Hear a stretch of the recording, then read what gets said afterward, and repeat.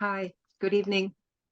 Welcome, everyone. The JJ team is here on this call to bring you a live update of what is happening here in Israel since the incursion and the horrible atrocities committed by Hamas.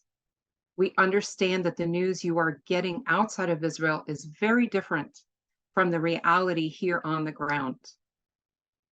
We're here to give you accurate, up-to-the-minute information. In a few moments, I'm going to introduce you to a few of our team members, and they're going to cover the scope of the tragedy that is occurring. They will provide firsthand reports that you're not getting in the news and explain what JIJ is doing to respond to the situation. Before I do that, I want to be clear with you and let you know that if we hear sirens, we will need to run for shelter. And I also need to give a warning that some of the stories and accounts that we will be giving, that we're going to share, might be unsettling and are not appropriate for children. Please keep that in mind. A key part of our team this evening, Advocate Ori Murad, he's the director of our International Law and Public Diplomacy Department. Ori is also a veteran who has been deployed to Gaza several times. He was going to speak with you. He was going to share this evening. However, due to a possible terrorist infiltration where he lives in the Tel Aviv area, he is currently with his family in order to protect them if necessary. Talking on his behalf, speaking on behalf of the JIJ team, is Flavia Sivald, our esteemed CEO. Welcome, Flavia. Thank you, Lydia. And it's a very important meeting. And let's start by saying that this is an unprecedented attack on our people, on Israel. It is a terrorist attack, and it has taken a great toll on our citizens, on our military, on the scope of what we were expecting as a strong country. So this attack, as we all know, was launched by Hamas, which is a terrorist organization. And so far, we have 900 murdered civilian and army soldiers, and over 2,500 Israeli wounded. More than 360 were severely wounded. Unfortunately, more than 130 Israeli civilians and soldiers are including children, elderly, and women are abducted in the Gaza Strip. And we see this attack was in October 7, which is a Shabbat. Not any Shabbat, but it was the Shabbat of Simchat Torah, which is one of the most important holidays in our calendar. And therefore, most people, even soldiers, even many of the IDF were at their homes. It began, and what we see here in the map is how close all the settlements and all the cities in Israel are from the Gaza Strip. The cities and villages and kibbutzim that are closer to Gaza in this map, as you can see, it takes them only 15 seconds, even less. If you're closer, it would be 7 seconds or 0 seconds to get to shelter. That would be a bomb shelter. So if missiles are coming from Gaza, the settlements around that area have hardly any time to hide. Here in Jerusalem, we have 90 seconds, so we can prepare and go to our bomb shelters. And I wanna say that it's a really hard situation for mothers, for children. Many people have already are suffering years on years of continued shock and in an impossible situation. Now, when this attack happened, and if we can put the map of the attack from Gaza by the terrorists in the Gaza Strip by Hamas, we can see that they came from four different areas. They came from 2 points in the northern part, close to Sderot, and then from the middle of the Gaza Strip by Saad and further south in Khan Yunis. So what happens was that first it begins by Hamas launching rockets into Israel, and not just a few rockets around the area like they always mostly do, but through rockets that being launched to the whole country from the south, like Dimona and even the Bedouin village of Wadi Ara to the north, to Jerusalem, to Tel Aviv, and so on. It was an attack that was to undermine, to make it make a diversion from what they really wanted, which was to do land crossing. So the land crossing, as we explained, it came from 4 points, but actually it attacked 8 military bases at the same time. So this, so by doing that, by going attacking military bases, they stopped the communication systems and they sabotaged the military ability to control the area. So that diversion, together with the very, very organized land attack, it created the possibility. They broke the defenses in 15 points, and more than 1,000 terrorists from Hamas entered Israel to the residential zones surrounding the Gaza area. And this attack was not just land attack, it was also by boat. And as we said, it was by bombing. There was some parachuting as well. They came in motorcycles, they got in tenders, and they also had a lot of ammunition coming with them. So the terrorists came into 20 settlements at the same time, which created great chaos. Only three settlements were able to defend themselves successful because they saw the terrorists coming beforehand.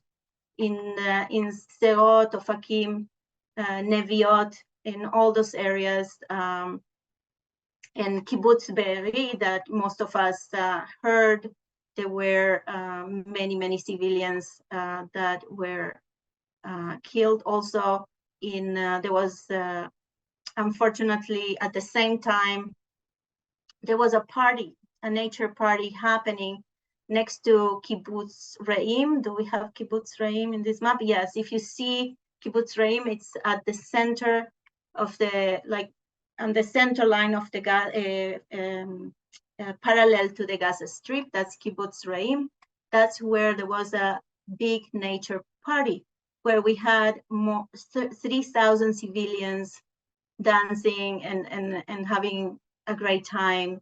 So these civilians just they had very little protection. And as we saw, the army wasn't organized. The army was paralyzed, and many soldiers died. So they couldn't come and defend in the citizens in the party, even though we know that there was information coming from everybody and all the phones. There was, if you maybe you have heard on TV that there were heartbreaking stories of how people escape or how they saw their loved ones killed and dragged or kidnapped to Gaza. And that's the most of the civilians that were kidnapped come from that party. We know that at least 250 died, were murdered, but the numbers, that's what were released so far. We know the numbers are great. huge, and that is heartbreaking for us. And we all the time we're hearing news about these more and more names of loved ones that have perished, and it's heartbreaking. It's all the time. And some of the team also couldn't come because they had to go to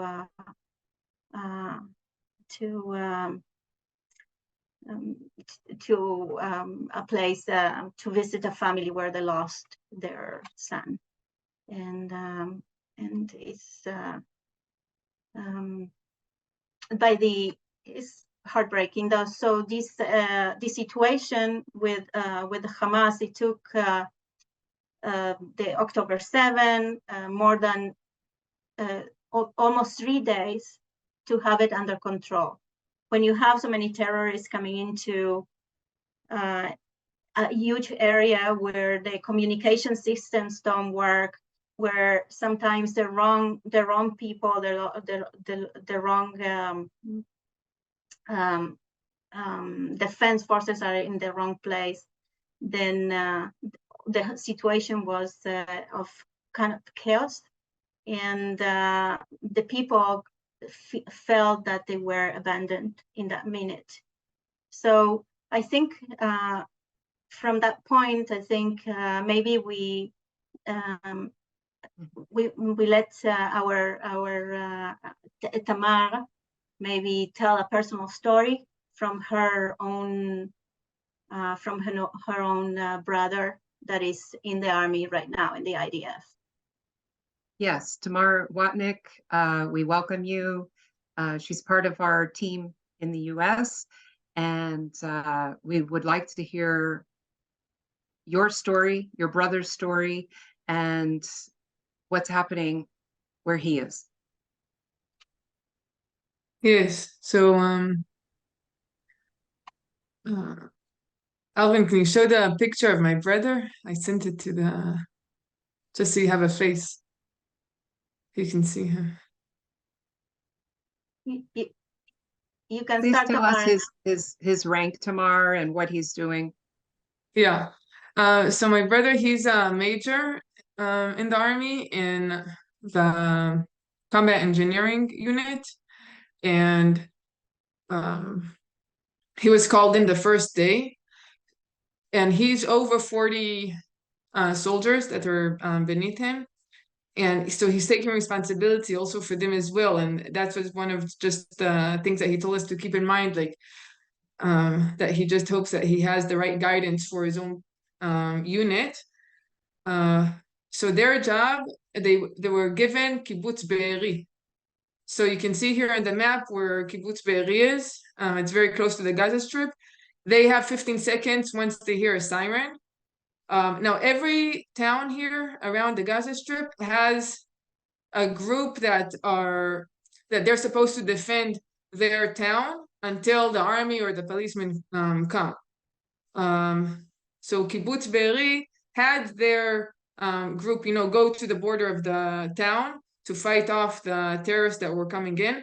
They didn't make it. There were so many terrorists coming in, and they didn't survive. So my brother, because he's in combat engineering and he's specializes in explosives, their job was to go in and to clear the kibbutz from all explosions, and to say, okay, the kibbutz is safe now to get back into it. So they were waiting outside of the border of the town, because another unit, they have to go in and neutralize all of the live terrorists that were going in between the homes and just searching for people and just just doing terrorist stuff. So it took time. They didn't understand how many were already in the town. Now it's a town of 1,050. Not that big of a town. It's just 1,050 people there.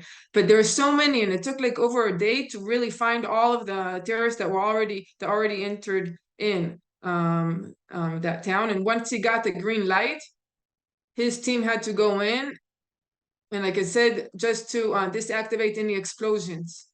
So he told us that the scenes that he was seeing are indescribable. He didn't have words, and his voice changed. Like when he was talking to us, he told us like it's just horror movies, but like even in movies, they stage it, and this is beyond what your mind can even think. Like so, and they had to take all of the bodies and check if they have explosions on the bodies that were did. Over 100 Israelis and close to 70 terrorists. And they had to check everybody for explosions and then go into each home and check all the explosions in each of the homes. He said the homes were like, yeah, just disaster, just horror scenes, blood, rivers of blood everywhere, like shootings everywhere, like, and another thing, the smell, he said, just so many bodies, the smell was bad, and different ages of the bodies, like from babies to older people, like it was just horrible. So that, and it's taking time. So that's our last update from my brother and his team, that's what they're doing now. They're just disactivating any explosions, which he said their amounts. They could also that like it's numbers that they couldn't even imagine, like the amount of terrorists that came in and the amount of explosions that came in. He said it's just it's hard for him to like describe to us. I don't think we could, even if he gives us the words, we're just, our imagination is doing it, but he said it's beyond our imagination. So that's really yeah, that's my brother. Thank you. Thank you for sharing that. We had a comment from one of our participants that said to thank your brother for his service. And yes, please. Thank you, 31 brother. years old. Yeah. He's 31 years old. We're now going to move to Nofar Weissman Behrman. And thank you for joining us, Nofar. Nofar is on our team. She is responsible for all of our social media and some of our communications. Please tell your story, Tamar. Thank you, Lydia. Thank you, everybody, for joining us today to understand better the situation.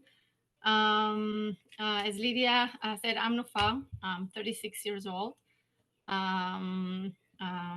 So I've served in the Army for about 5 years as an operation officer.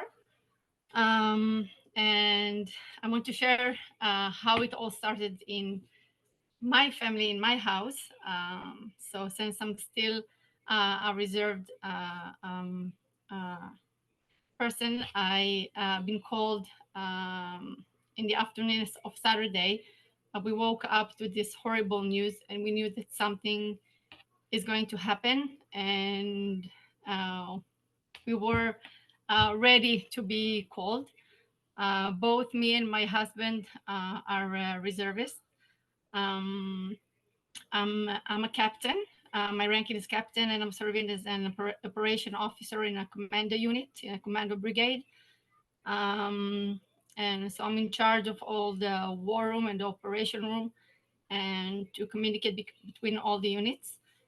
Since I arrived to the war room, to help whatever, to understand what's happening, because it was a chaos. It was a chaos. And we just started to understand what happened and how horrible it is, and the numbers, of course. And later on in the evening, my husband been called. He's a major. Also, he's a major. He's serving as a company commander in a reserve unit. So he been called actually up north to the Galil area. So I have two children. I have two little children, and we had so this is my husband FaceTime with us, and this is my kids sleeping together in the shelter. So it was very complicated for us to juggle it, because I was with my unit and my husband just been called to his unit, and someone needs to be with the children. So we called my parents. They watched the kids for the night, and I had, of course, to come back home because we were talking about it, and we decided that he better stay with his soldiers, and I'll be back home with the kids. So he is up north. I don't know exactly where because he can't share it, not on the phone, not anywhere. So I know that it is up north. Every news that we get, of course, that the border with Lebanon is currently very hot and we're very alerted to this area as well. So every time that something happens, I'm checking my phone. I'm checking with him, to just tell me anything. You're okay? What's up? It was with your area. Where was it? So it is very hard to juggle it. My kids, at the first 2 days, we didn't tell them that there's a war happening. I'm not sure they understand exactly how to deal with it. But minute by minute, you have to tell them the situation because they know that dad is not at work. So for them, dad is helping the soldiers right now. So I'm with them at home. It's very complicated for them as well because they've been home for the last 3 weeks, almost a month now, because of Jewish holidays. They need school, they need their friends. They don't want to be stuck at home. And we can't go outside. We're not going outside. We're at home, locked. So I live in a settlement in the Jerusalem area, in the Judea area. So we have a war room here as well. I've been volunteering in that at night and during the day with my kids. Since we are in a sensitive area as well, we have cameras here, and they have. I've been serving as an observer as well, so I help, with the cameras and watch all the surrounding of my settlement. And in the morning, we try to keep it calm with the kids, to try to make them busy, try to explain whatever we can, not watch the news all the time, but they sense it. We're with the phones all the time. They ask, where's daddy? So grandma is helping as well. Thanks, grandma and grandpa. But it's complicated, we're stuck on the news. We're with the phone alerted. And we try to, to keep our area safest as possible. So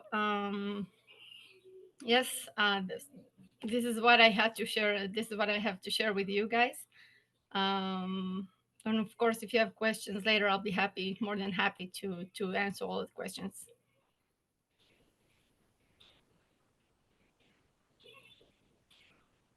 Let me unmute myself. Thank you, Nafar, for sharing. We feel your pain. We are with you. We are with you in Isi, and thank you for your service, both of you. We can't say thank you enough, and we pray for your safety. Thank you, Lydia. I want to move now to Carolina, another of our team, and she is on the International Law and Public Diplomacy Department. And Carolina, please introduce yourself to everybody and just tell us where you are, what's happening there. Hi, everyone. So my name is Carolina. Lydia said I'm in the International Law Department of GIJ. So I want to explain what my situation is. It's a bit different from the rest of my team. I'm in Barcelona. I came to visit my family for the holidays, to spend Yom Kippur and Sukkot with my mom and my sister. And on Saturday, I was actually going to fly back home to Israel.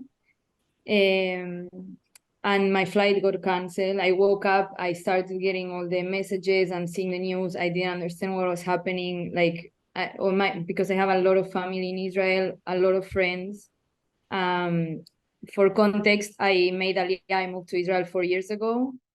So I have like my life there, and a lot of like my aunts and uncles I have in the north, in the south of the country. So everyone was also checking on me, many friends, because everyone thought I was flying back. So basically I had to stay here. Also because the situation right now, it's not allowing me to go back, although it's also very hard for me because on one hand I do appreciate the fact that I'm safe in Spain. On the other hand, my mind and my heart is with all my people in Israel. So it's very hard for me to be apart from everyone. So basically, because I'm here now, I try to think, what can I do? Because I'm not in Israel and I'm not a soldier. So I thought, what is in my hands? What can I do? What can JIJ do from afar? So we put together with other organizations and Jewish communities, and also non-Jewish communities that want to support us. We're organizing a rally in the coming days here in Barcelona to support Israel, to support the victims, also to call for the return of all the people that were kidnapped by Hamas and by other terrorist groups who are being held hostage in the Gaza Strip. So I think this is very important also to voice, to explain people who are not in Israel what is happening. Someone that has lived most of my life outside Israel, I see that the only things that people, like all the people that I know that are sharing information are people that are located in Israel or that are part of the Jewish community. So it's very important that everyone shares what is going on, especially because as it already happened, I'm not sure if we can put the pictures that. So this was in New York, where I believe they also tried to do a rally, a pro-Israel rally, but at the same time they were doing a pro-Palestinian one. And this, like you can see that there is a person holding a swastika. Everyone is acting very violently against Israel. They're voicing against Israel. And it's crazy because now we're not talking about the conflict, we're not talking about politics, we're talking about victims and what is happening, and people are getting kidnapped and raped and murdered. And this is not about any politician, it's about human rights. So this is important that we all stand together for what is happening. And of course, like here in Barcelona, we're also scared. Because I already heard that they are also organizing a parallel, not pro-Palestinian, but pro-Hamas rally in Barcelona. People are even scared to go to the pro-Israel or the pro-victims and demonstration because you would never know who can come. Here also in Spain, it's there are sadly many anti-Semitic people, and we see graffitis and paintings many times in our synagogues. So, but even if it's scary, it's important we all stay together and we show our support. So I encourage everyone that is outside of Israel to do the same and to share the information. And also here at JIJ, we're always open to give you more information if you need and answer all the questions you have.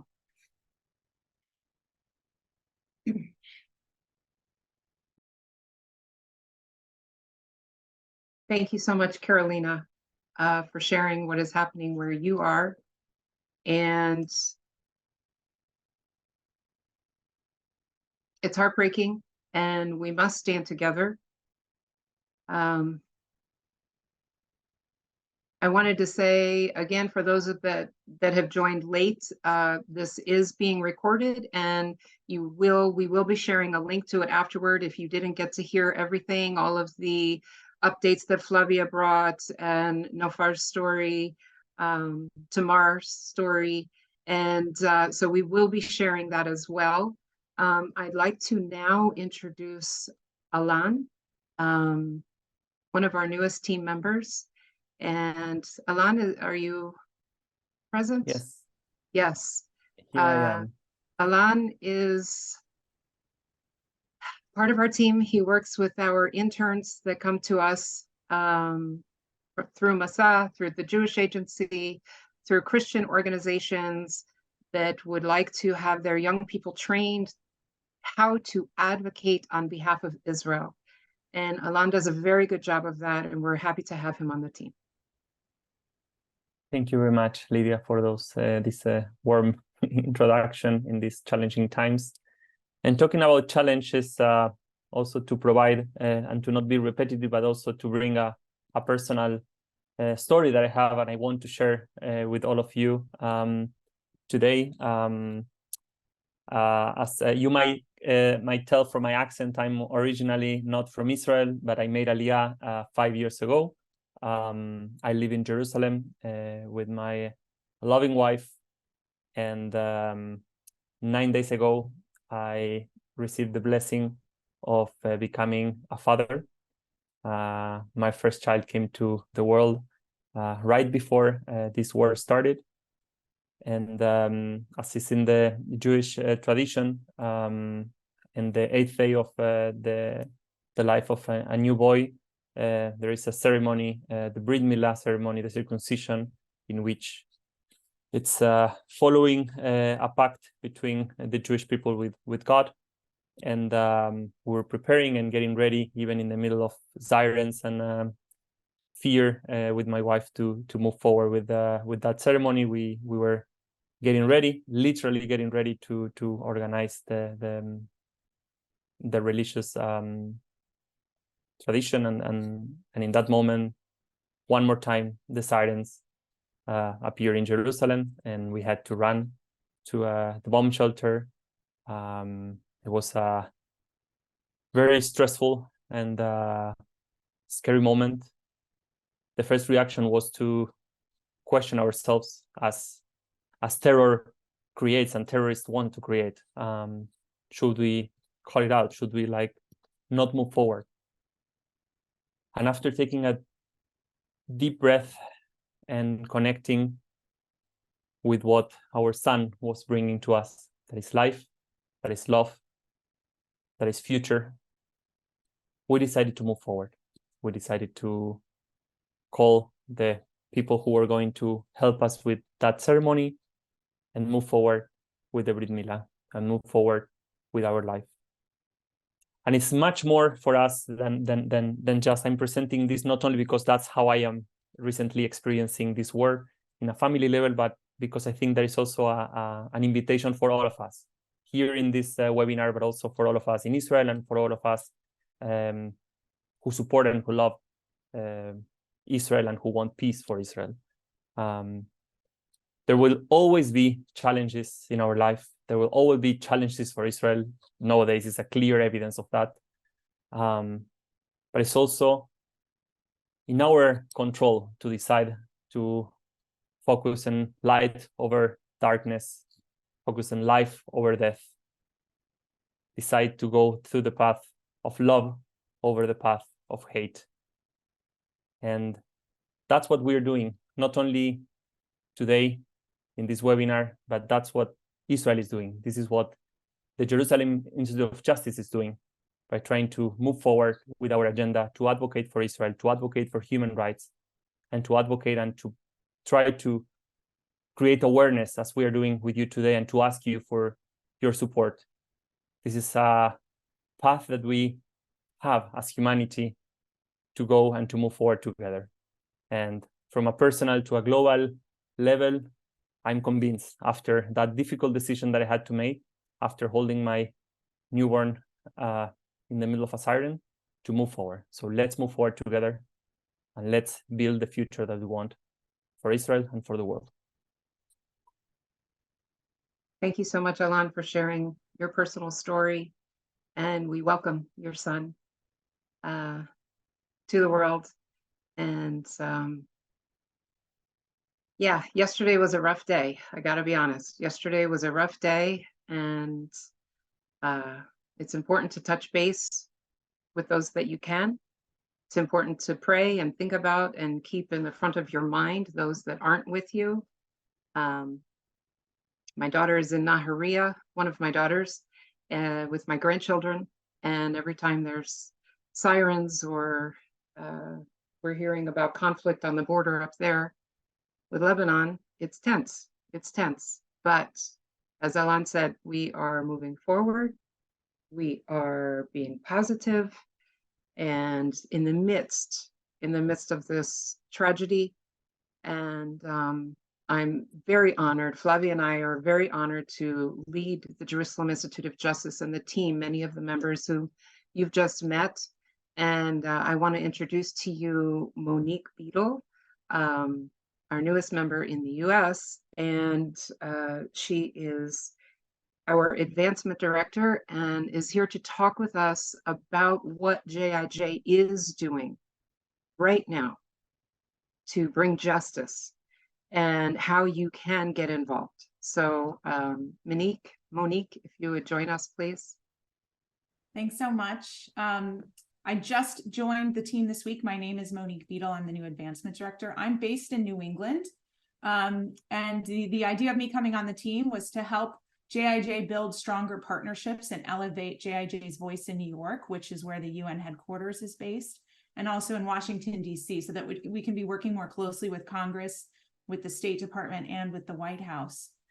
So many of you on this call may not know this, but JIJ has been standing in the gap for victims of injustice in Israel for 20 years so far. And JIJ is the only Israeli NGO with consultative status before the UN that is pro-Israel. Many of you on this call are aware that the United Nations is historically obsessed with Israel and not in a positive way. Israel comes up on the agendas of many committees and organs of the United Nations. And there are over 50 NGOs that have consultative status with the UN and use it for the sole purpose of criticizing, dehumanizing, and demonizing the state of Israel. So we are the only organization that stands up for Israel and its right to defend itself in these international arenas. What that means is that right now, at this moment of war, we're very uniquely positioned to make a critical difference. And I'll get into specifically the critical difference that we're making, but here's some reality that I want to give you. Our team is doing this work in between trips to bomb shelters, as Nofar mentioned, in between also volunteering to watch surveillance cameras, volunteering to serve in situation rooms, dealing with children who need to sleep through the night, and trying not to traumatize them, trying to stay calm for their own children while they are worried, for the safety of their own children and their loved ones who have been deployed to the front lines of war. I don't think that you can truly understand the level of stress and trauma that Israelis are living through unless, like me, you're attempting to work with them on a day-to-day basis as they navigate the all-consuming effects of the war. So here's another reality that we all need to contend with. As Israel stands up to defend itself, it's going to face a level of demonization that it has never seen before. So now is really the time for us to commit ourselves that when Israel defends itself, we will defend Israel. It's such a critical principle, and it has informed JIJ's work for over 20 years. So how can you join us in doing that? What specifically are we doing? First, I want to give you a really important recommendation. Please be extremely cautious as you are making donations. We have learned that Hamas has set up several dummy humanitarian organizations to receive donations from people who are trying to help Israelis. So please be careful, do your homework. Don't give to an organization unless you have a personal connection with the leadership of the organization. The second thing that we're working on that you can join us with is we're pushing for the immediate release of the captives who are being held in Gaza. And also working to support their families. Now, I mentioned to you earlier that we have consultative status before the United Nations. So what that means is that when we pull together a letter like this one right here, which is a a draft letter to the International Committee of the Red Cross. What is the International Committee of the Red Cross? This is the organization that is supposed to uphold the laws of war. This is the organization that in past wars has gone and checked on prisoners of war and checked on their conditions and advocated for their welfare. So when we write this letter, which is going to be joined by so far at least 20 other Israeli and American and Jewish and Christian organizations, the international community has to pay attention to a letter like this, and they have to respond and actually do their jobs. So this is a critical initiative that we're engaged in right now, is working directly with the International Committee of the Red Cross to locate and establish communications with the Israelis who are held hostage and ensure their treatment and their living conditions are in alignment with their human rights. So your support helps us do this and have greater impact. What else are we doing? We're also putting pressure on the European and Middle Eastern countries that have been funding Hamas.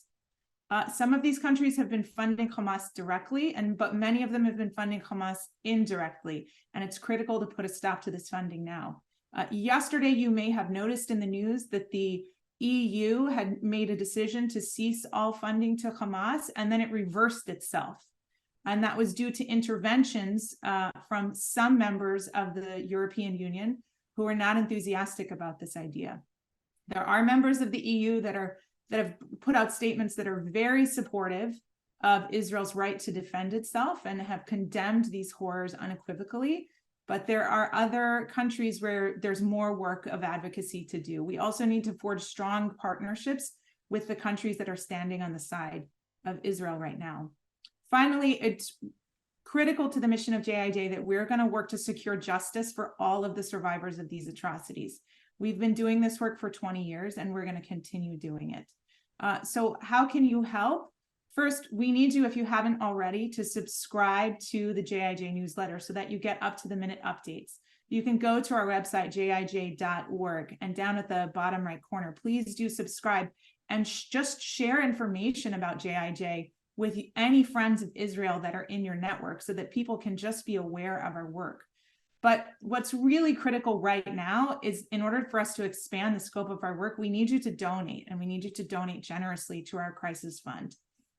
We'll have a link up here that you can follow to give to our crisis fund. Please give that serious consideration. I think I've personally been so impressed by the quality and the commitment of the team members of JIJ. Again, I'm the new kid, but we have a team of extraordinary professionals who didn't just start doing this this week like I did, but have actually been on the case for 20 years and have an extensive network of relationships in Israel and around the world that have to be leveraged for the benefit of the people of Israel today. Thank you, Lydia. Thank you very much, Monique, for your insight there and for updating us on what JIJ is doing, really, to bring justice and the work that we are doing to bring the captives home.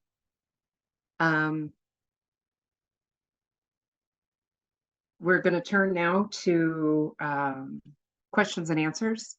And again, if you type them here,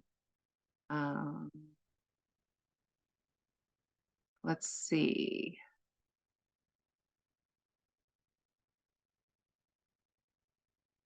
Here's a question that I would like to pass to Flavia.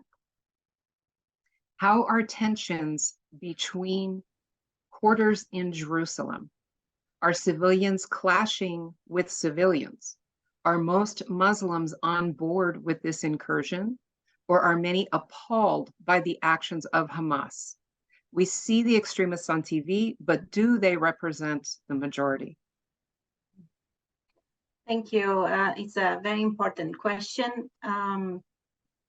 Really, our society is very heterogenic. We have many groups, and we have we have more than 1.5 million Arab citizens of Israel, citizens just like me and all my teammates, and they have the same rights. Now,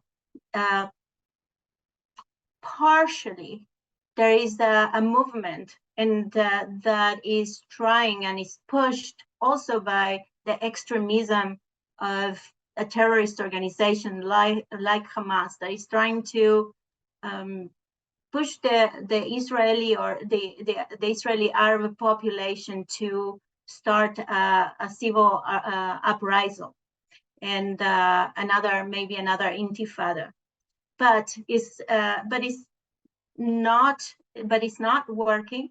That we hear voices that are actually opposite to that they're calling even Arab members of Knesset, politicians, and others are Arab influencers here in Israel that are calling for the Arab population in Israel not to fight against Israel. I heard personal statement from an Arab Israeli that said that in the past he used to call himself Palestinian Israeli because he thought first he identifies like a Palestinian. That's where he comes from, and then secondary he's an Israeli citizen. But now with the atrocities, the massacres that Hamas has done, and they have not just killed Israelis, the Jewish Israelis, they have killed more than 40 Arab Israelis. Their missiles have gone to Arab cities here next to Beersheba, and so on. So he now says, I want to change that identity. From now on, I'm first Israeli and then Palestinian. And so we hear both things. We know that part of the Waqf, the Muazzin, is calling for that uprising, but still, there is not a situation, for example, in Israel or other cities that are mixed cities, where there is terror inside terrorism, and so we hope it stays like that. All these situations are very volatile, and it very much anything could turn that around. So it's a place where we all have to be very careful and in dialogue with each other, and see what we can do to continue a situation where there is not an inside upheaval. Thank you, Flavia. And thank you for the support from Orlando, Tim, who asked that question. We have another question that I'm going to pass to Carolina. What does it look like to put pressure on the European countries that are supporting Hamas? So from the Jerusalem Institute of Justice, we contact with different parties, politicians that have the power to make these decisions in different countries, to push them to understand why they need to stop the funding of Hamas. Sometimes, as Lydia mentioned before, sometimes it's not directly, sometimes it's indirectly, and of course, we don't want to damage those who actually need this help. But unfortunately, a big part of these funds goes in the end to Hamas, and they use to make actions like what they're doing right now in Israel. So we really communicate with all of them. We explain them the situation. We provide them with the facts and information so that they can make these decisions. And that's what we do. We'll work to communicate, to send letters to everyone that we can.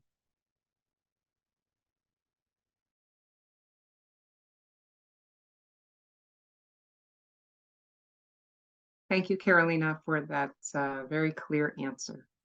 Let's see. So here's a question that I'm going to pass to Monique. Is there a political way that we can support JIJ's initiatives? For example, collaborating with the community to local state representatives about the current injustice? Yes, absolutely. First thing you should do is first look up who your representatives are if you're in the United States and your senators. And before you contact them, look up and see what committees they serve on. If they serve on a this is at the federal level, if they serve in a foreign relations committee or an appropriations committee, then those are especially powerful allies to us right now. As you know, the United States Congress is going to be considering a defense spending bill once they can get a Speaker of the House organized again. And so it's actually critically important that every single member of Congress and anybody who represents you, that they are supportive of initiatives that are going to benefit Israel and help Israel defend itself. If you are a constituent of someone who's on a foreign relations committee or an appropriations committee, please contact me because we can work together to make a direct approach to your representative and bring some of the information and the credibility and the profile of J2J to bear and strengthen your personal advocacy with your representatives. If they're not on one of those specialized committees, you can still reach out to them and ask them to do two simple things. One, condemn Hamas's atrocities, and two, commit to supporting Israel. That seems like a simple thing, but not every single elected representative in America has done that yet. If they have already done that, then you can go further and say the United States needs to be equally as committed as Israel to the release of the captives, and nobody should be funding Hamas right now. And tell your representative that you want them to focus on those two things, those two primary goals. Thanks for the question and thanks for your commitment. Thank you, Monique. This one I'm going to pass to Nafar. As one of the speakers said, she and her husband were both in the military and called up, but she subsequently was able to go back and stay with her children. Do all couples who get called up at the same time because of an emergency get to choose for one parent to stay with their family? So thank you. That's a very good question. So since my husband ranking and position, basically all women after giving birth to their first child, they are released from the reserve service. I volunteered. So I consider it to be volunteering. So I can say yes and I can say no. But every time they called up, of course, I came and I helped whatever I can. Even when I was pregnant, 8 months, I came and I did my best to help to advance my brigade and the war room and to be prepared. Since I went there and the other operation officers that aren't moms or younger than me, they were already there as well. I saw that the situation is pretty much handled and I can live quietly. I don't know if to say it quietly, but I can live. But my husband, he cannot say no. He has soldiers. So this is, of course, as much as I wanted to stay and, to help whatever I can. I came home to the kids, and of course, I right away went to volunteer in the war room in my settlement. So I don't know. I need to do something. I just felt that I need to contribute wherever I can. So I hope I answered the questions, but so doing my best. Yes, you answered very well. Thank you. Okay, we have a question here. What are the most pressing needs for humanitarian aid that JIJ is going to be addressing? Thank you for that question, because that's why we're here, not just to give you information, but to let you know what the needs are. And I will speak to that. The needs are for the communities that are suffering. for the towns that have been burned, trashed, nothing left, for the families of those that have been kidnapped. We want to support them as much as we can, and get the word out. We also, our young people are on the front line. We are a citizen army. And we had, I think it was Flavia that said, our reserves are being called up. 300,000 reservists have been called up. And they have needs. There wasn't a lot of preparation. Some of them need underwear, they need socks, they need flashlights. These are very practical needs. So we will be supporting those as well. We will be providing those practical needs.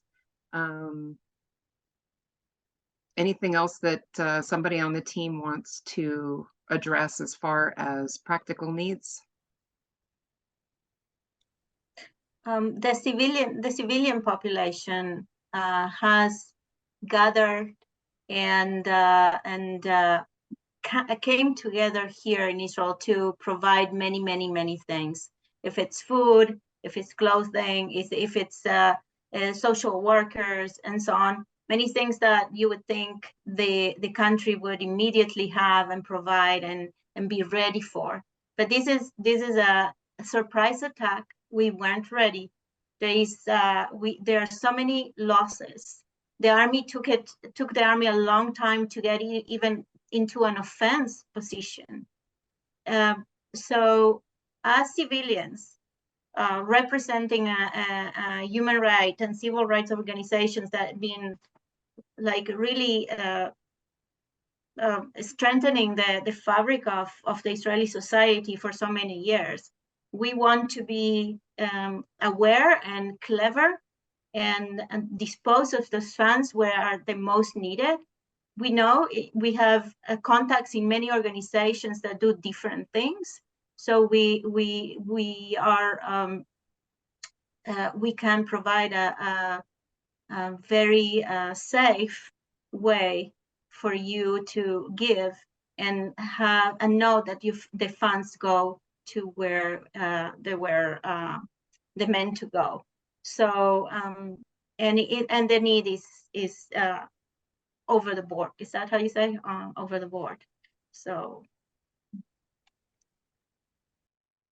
Jofar would like to say something. Yes. Yes, I can add to that in my area, for example, as I mentioned, I live in a settlement. We have more than 100 soldiers here staying in our community building. I don't know how to call it. They're sleeping there. Just called up. They're not reservists, they're soldiers. So they may have been in their bases for a month now, and now they need to come here and not to go home and not to wash their clothes, not to bring more refreshed clothes and underwear and socks. So us, the citizens, we went and we bought them everything they need. Every family is cooking for them. We have turns. So they won't be hungry. So they have everything they have. The operation room that I'm volunteering in is in charge of everything they need if there's anything missing. And to add to that, the closest supermarket, the Israel closest supermarket, they have a lot of Palestinian workers that just didn't show up to work. So what happened is that everything stays in the back of the supermarket and nothing is out. You are going to the supermarket and there's nothing out. No bread, no shampoos, no nothing, because everybody buying everything for themselves to be prepared and for the soldiers around us as well.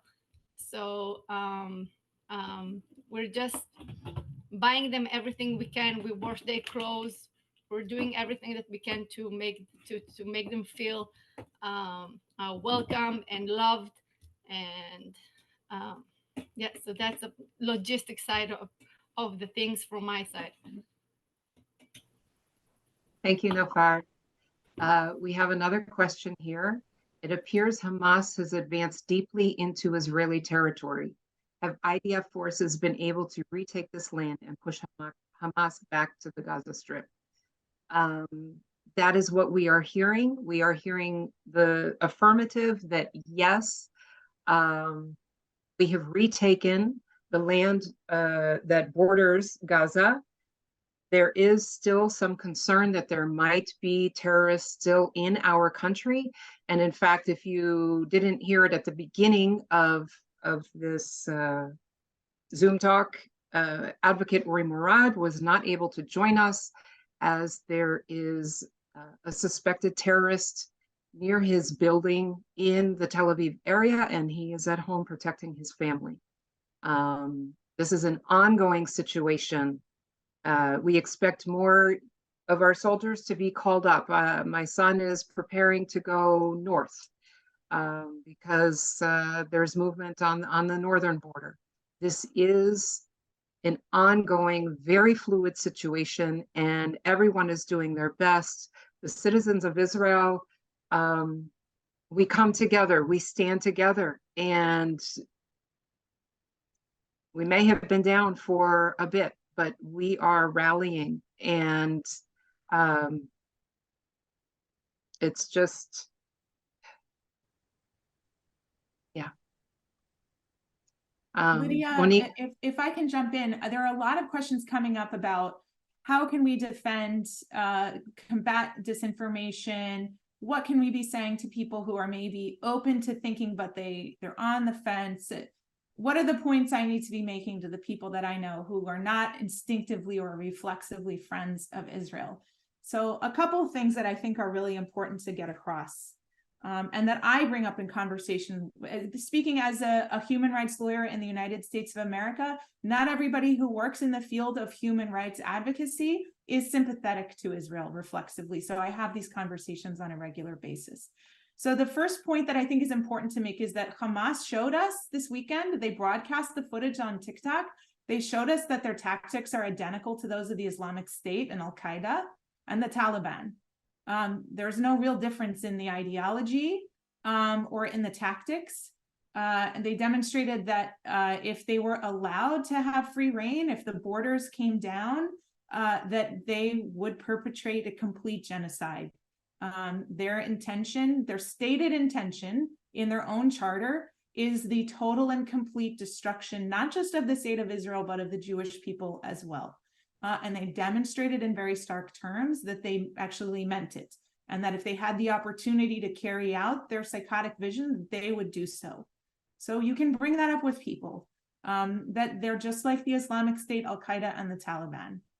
And how do things go for civilians when you go along with an agenda of an organization like that? We've seen time and again what happens. Another important point to bring up is that this is the worst time in Jewish history since the Holocaust. It's true that Israel has been through times of conflict. There have been bombings, there have been wars, there have been the exchanges of rocket fire. There have been horrible times in Israel's history, but never before has the scale and the scope of the suffering affected so many civilians like it is right now. When you bring that up with people, when you mention, this is the worst massacre, this is a pogrom of Jewish people, you have to ask yourself, people like to look back at the Shoah, the Holocaust, and they say, oh, if I had been there, then I would have stood with the Jews and I would have hid Jews in my home. But now is the time to ask the question, to say whatever you're doing right now is what you would have been doing in the 1940s. So if you're sitting on your thumbs now, that's what you would have been doing then. If you are standing up for Israel now, that's what you would have been doing then. So think about that. I think it's an important challenge to put to people. It's important to make the point that Israel is a pluralistic democracy. It is not, it's not only Jews who live in Israel. There are Arabs who have full voting rights and who participate at all levels of Israeli government and all levels of Israeli society. They choose to live at peace with the state of Israel. And so an attack on Israel is not only an attack on its Jewish citizens, it's an attack on everyone who calls Israel home. The other thing that it's important, I think, is to understand not just the experience of Jews fleeing atrocities in Europe during the World War II, but half of Israel's Jewish population are the descendants of Mizrahi Jews, and these are Jews who lived in the Middle East. And they were flushed out of the Middle East during systemic campaigns of ethnic cleansing that happened over the course of the 20th century. So when Hamas promotes this ideology that someday from the river to the sea, Palestine will be free, what that means is they think either the Jews that they can't kill are somehow magically going to go back to Europe. But there's not just Jews from Europe, there's Jews from all across the Middle East as well. And so it raises this question of, where are the Jewish people supposed to go? Where are the Jewish people supposed to be allowed to live? If not in the homeland of our people, then where? The reality is that people just have to get pretty clear and stop thinking in terms of gray at this point. For the people of Israel, the last 3 days have made everything very black and white. And it's time for the people outside of Israel to have the same wake-up call. Thank you very much, Monique. I think we have time for one more question.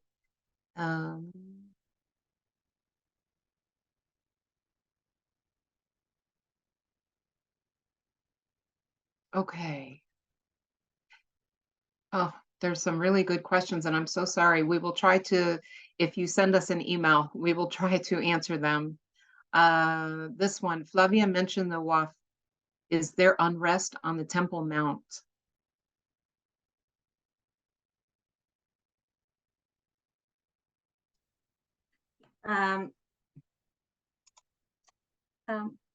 There is right now we are securing the areas, and we're stopping any prayers. So usually there are prayer times for the Muslim population in Jerusalem. So they go up to the Temple Mount. So there's time prayer. So there's times also that Jews and other people can go up to the Temple Mount. At this time, when we are at war, first of all, we're supposed to stay home, all of us. So there is no permission for to open the mosques or the Temple Mount for any visiting parties. And therefore we stop any rallies that any violence that could come from from the WAC for the Moazik calling to fight against the Zionist people and so on. So at these times, in war times, there is no such activity. Thank you. Good question, though. Thank you, Flavia. Thank you, everybody, for joining us. We are out of time, and please stay tuned. Yes, somebody also asked, where are materials? Please go to our website, jij.org. We have materials. We have educational materials. We have videos. You can check out our YouTube channel, Equip Yourself. We have all kinds of information. Social media. Yes, check out our social media. Share with your friends what is happening. Now is your time to stand with Israel, as Monique so eloquently said. Thank you so much for joining us. Have a wonderful evening, and pray for peace. Thank you. Thank you.